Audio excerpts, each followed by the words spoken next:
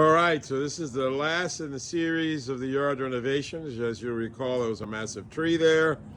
We had it cut down, the stump grinded. I brought in the rock under the new swing set to keep out the mud, put sod in, put some bark chip in on both areas with the pots. We got two staghorns, actually cut them from the tree. Part of the trees are still behind that.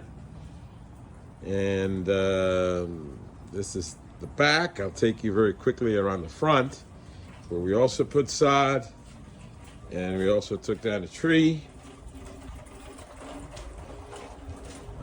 This whole thing cost, between the tree cutting, the stump grinding, the rocks, the extra plants, probably around $2,500.